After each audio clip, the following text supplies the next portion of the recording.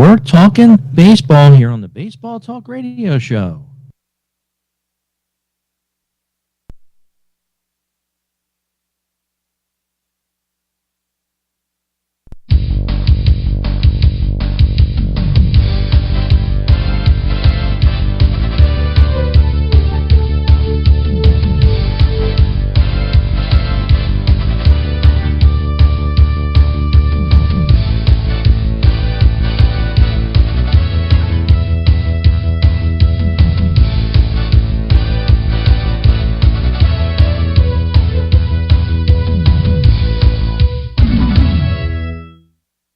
And hello and welcome to another edition of the Baseball Talk Radio Show. I'm your host, Gary Mack. My co-host, Rich Baxter, is on hiatus, and it is All-Star Week. We wait all year for this, a lot of us do, and it's finally here, and tonight will be the home run derby to get it all started. And that will kick it off. And then tomorrow night, kicked it off last night, actually, with the Futures game, which the USA defeated the world team 10-6. 8 home runs in that game. Tons of home runs. The ball must have been flying out of that ballpark in Washington. But tonight is the home run derby. And that's always a fun thing to watch. And of course, the new format that they started, I think it was last year. And we have the brackets here available. So let's take a look at those. It's Jesus Aguilar against Rhys Hoskins in the first round. Alex Bregman against Kyle Schwarber. And Bryce Harper against Freddie Freeman. That should be some good match to watch. And Max Muncy against Javier Baez. And that is the first round of the Home Run Derby, which is on Monday night at 8 on ESPN. So be sure to check that out.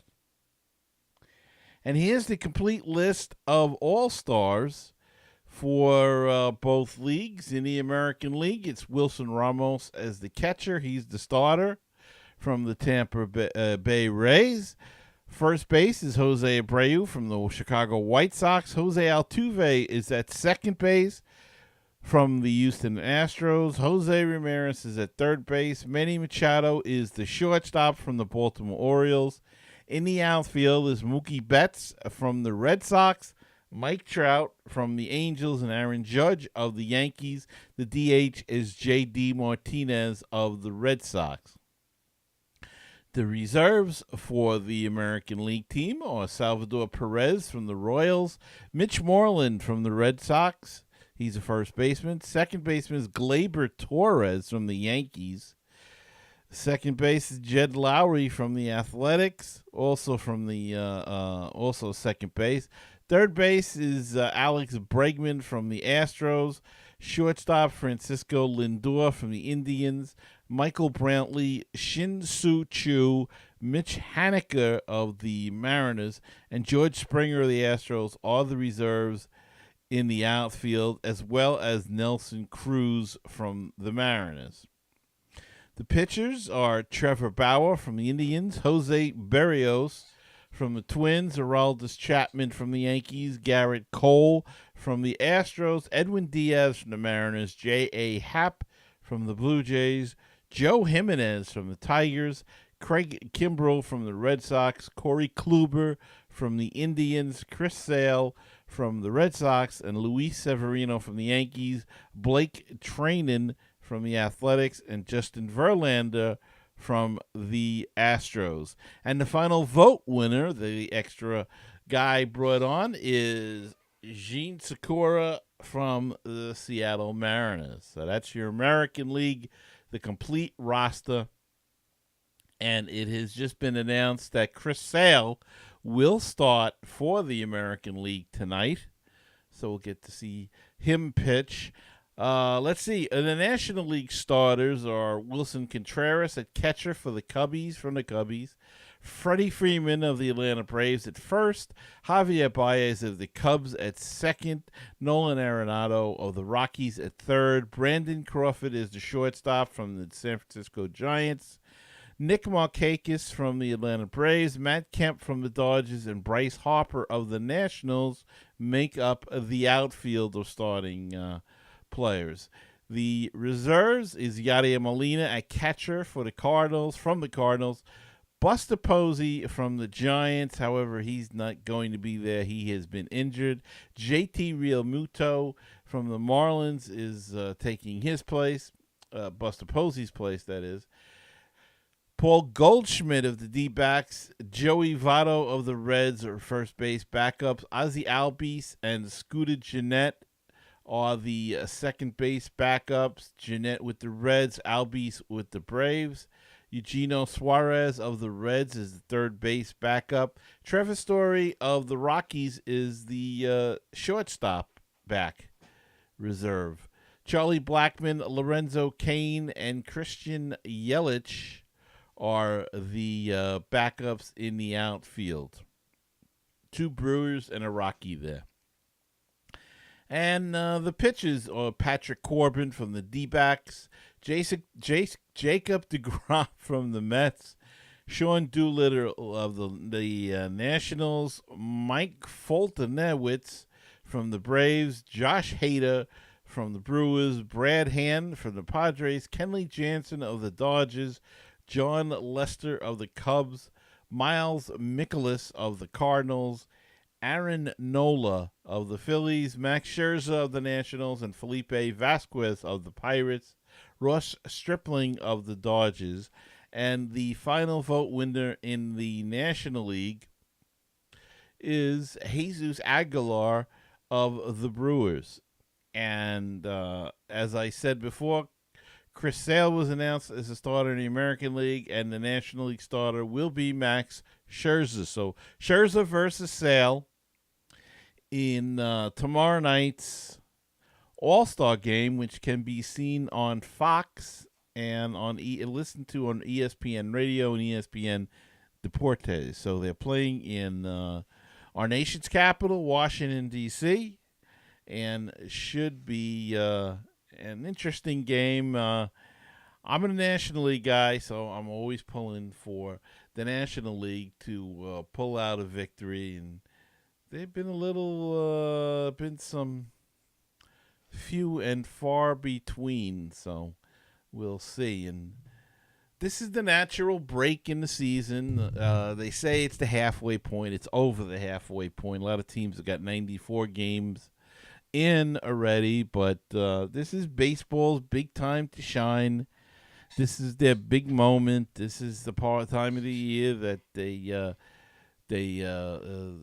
get together with all their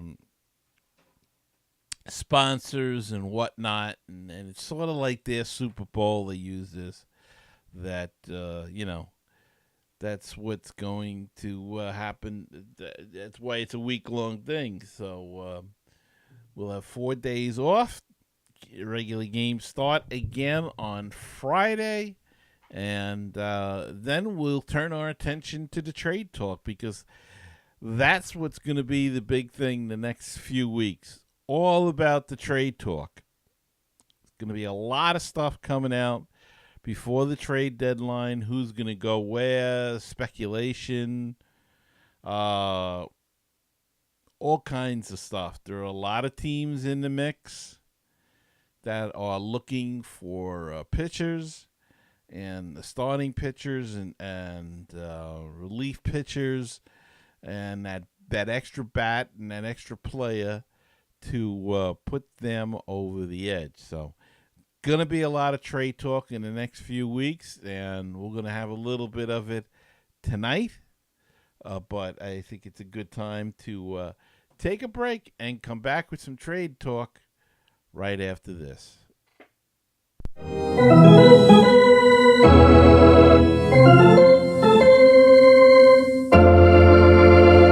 We'd love to hear your comments. You can reach Gary at baseballtalkradio.com, or me, Rich, rich@baseballtalkradio.com. We'd love to hear your comments, so send them in.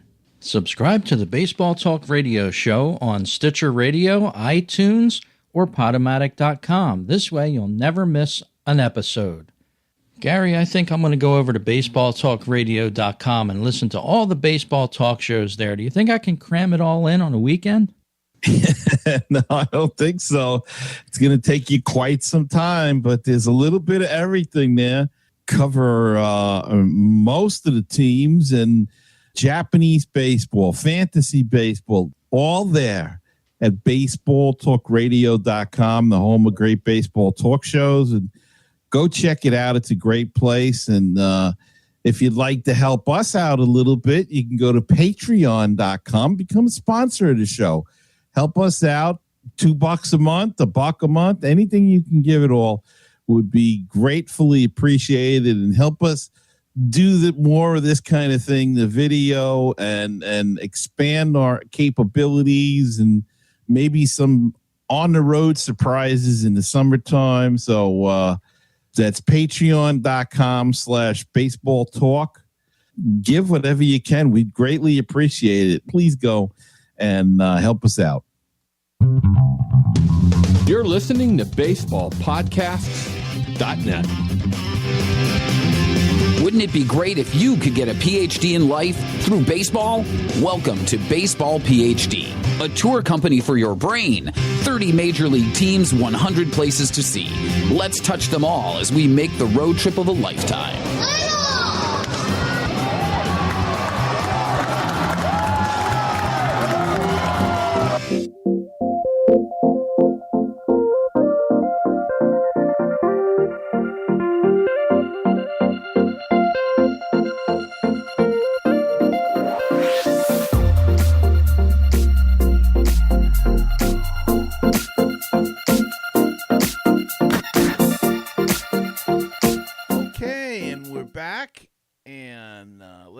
Look a little bit at some trade rumors, and of course the hot guy on the trade market this year is Manny Machado, and the Yankees have made a strong offer to the Baltimore Orioles for the star infielder, according to MLB Network insider John Heyman, who suggests that while the Bombers may not be the favorite, they are clearly a player in the sweepstakes, and there are a lot of teams that are going to be interested in Machado.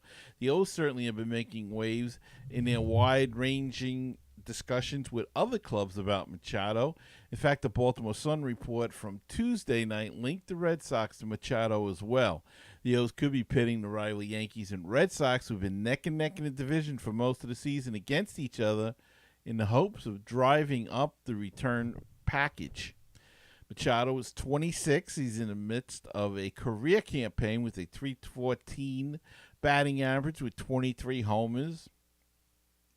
He will be a free agent at season's end, and he has continued to reiterate his preference to remain at shortstop. The Yankees, however, have a shortstop, veteran Didi Gregorius, in that spot, and he's having a terrific year as well.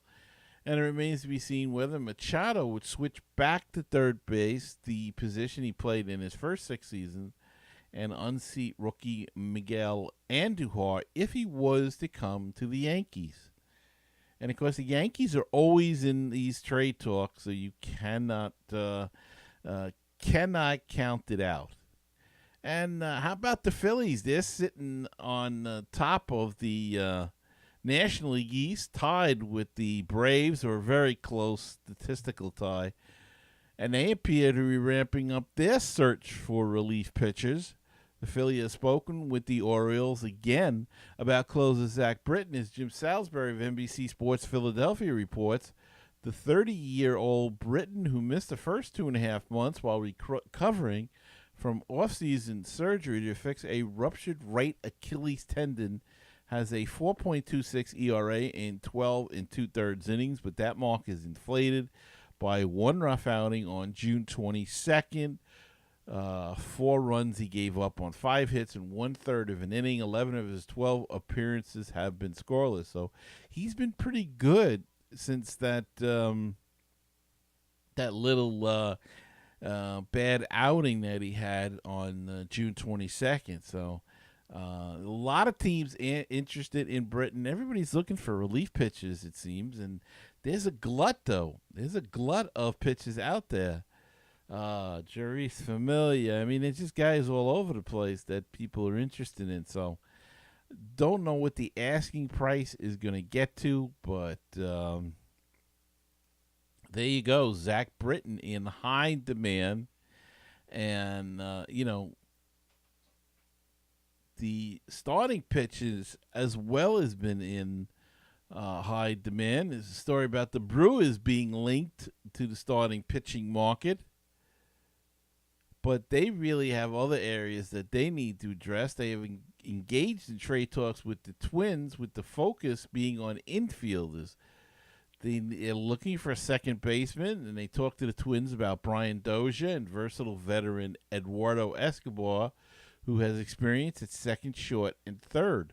The Brewers have lacked steady production up the middle, with young shortstop Orlando Arcia struggling to the point of being demoted to the minors, and veteran Jonathan Villa posted a .314 on-base percentage at the Keystone. Both Dozier and Escobar will be free agents at season's end. The former is in the middle of a down 2018, but totaled 76 homers from 2016 and 17, while the latter is having a career year with an MLB high 35 doubles and 14 taters. And again, they need help up the middle, and they're also looking for starting pitching as well. And the Yankees are looking for starting pitching also. And why they would be interested in Machado, I mean, these guys are winning. Keep that team. Go after the pitching. That's what you need. You really don't need Machado on the team. I don't understand that. They're winning now with the way that they have it. They could use some more pitching. Get the pitching and forget Machado. But that's the Yankees, the way they do business. But one option that they haven't talked about much could be Giants right-handed Jeff Samardzija. According to a report from USA Today, today's Bob Nightingale, the Giants have let the Yankees know that Samardzija is available. There's no guarantee that the Yanks will pursue the 33-year-old right-hander. The Yanks, for example, could go after one of the other options like J.A. Happ of the Blue Jays or Cole Hamels of the Rangers. Samardzija has an expensive contract he signed through 2020 on a 5-year, $90 million deal, and has had trouble with the home run ball in recent seasons, which, according to Nightingale, gives the Yankees cause for concern about how he'd pitch with that short right field porch at Yankee Stadium. The Giants aren't out of contention by any means, currently above 500 within striking distance in the National League West, but they might want to move Samardzija's contract if they can find a suitable trade partner. Samardzija just returned from the disabled list to make his first start since May, allowing 3 runs in 5 innings against the Cardinals this past weekend. So Samardzija could be on the trading block. Yankees could be interested. Number of options out there, and we'll see where they decide to go. And this is all going to play out in the next few weeks. Baseball and BBQ, your place for interesting baseball talk, opinions, and history. Baseball and BBQ, your place for barbecue recipes, tips, and interviews from the world of barbecue. If you like baseball and if you like barbecue, then tune in to Baseball and BBQ. Find us on iTunes, Stitcher, Google Play, and BaseballTalkRadio.com, along with Mets Musings and other great baseball podcasts. All right. And one more story, and that will conclude our special All-Star edition of the show. The Tampa Bays on Tuesday unveiled the design for a Yuba City ballpark with huge windows that would open to let in a breeze and a translucent roof topped by a distinctive wing-like canopy. The estimated price tag for the entire project is $892 million. The ballpark itself is projected to cost $809 million and related infrastructure, including a parking garage and a pedestrian bridge over nearby Adamo Drive, is pegged at $83 million. The cost of the stadium includes one of its standout features, a translucent roof expected to cost almost $245 million. Don't know how that's going to work with a baseball up there in a day game, but, well, I don't know. I guess nowadays they'll figure all of that kind of technology out. The proposed ballpark will seat 28,216 people added in standing areas, and the total capacity will be 30,842. That would be the fewest seats in any Major League Baseball venue. By comparison, the latest configuration of Tropicana Field, with the upper seats tarped and closed off, is 31,042. The Rays say they have identified 4,400 parking spaces within a 5-minute walk of the proposed stadium site, 10,000 spaces within a 10-minute walk, and 23,000 spaces within a 20-minute walk. They also talked about building a 1,000-space parking garage south of Adamo Drive. The architectural firm Populous worked with the Rays to design the proposed stadium, which includes these elements: see-through sliding glass walls, a fixed translucent roof, and architectural features such as a brick facade that would integrate the stadium into its surroundings in Tampa's historic Latin district. Home plate would face Ybor. The ballpark is designed to be about 900,000 square feet. The Rays said it would be available for public use year-round and will be of and by and for the people of Tampa Bay. It is 14 acres, and it is bordered by 15th Street and Channelside Drive to the east and west, and 4th Avenue and Adamo Drive to the north and south.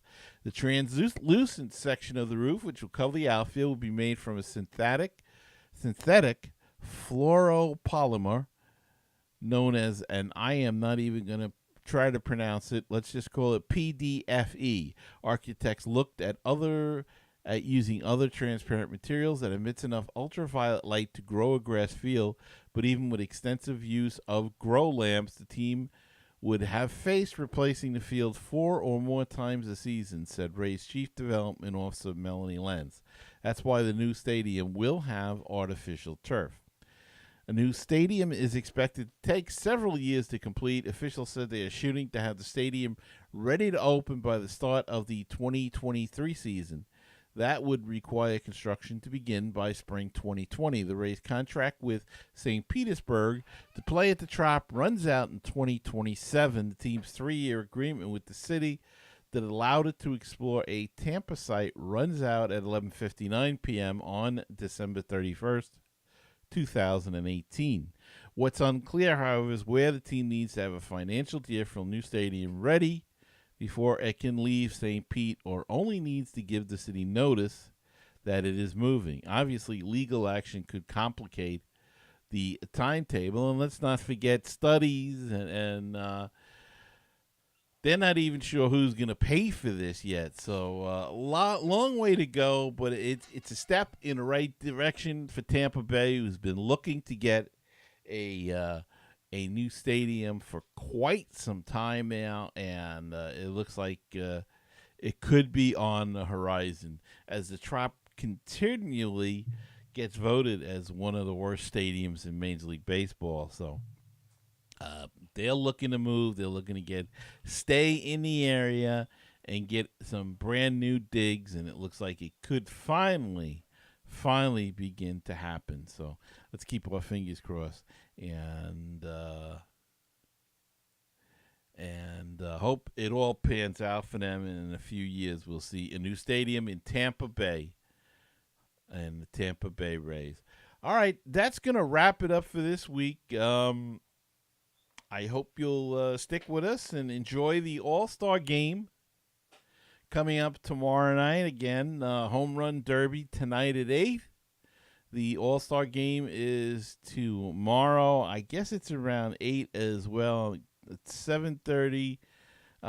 It says here, but that's for probably the pregame introductions and all of that. So let's get these games started so the kids can watch it and enjoy it and don't fall asleep in the middle of it. So we want to see our guys from our teams play. So let's get them all in there. Let's get them, let's hope it's a good game and a fun game and an exciting game. And we'll see you next week to report on that game and more. We're going to have a special guest on next week. So please come back and be sure to check us out on the Baseball Talk Radio Show. And have a great week, everyone. We'll see you next week.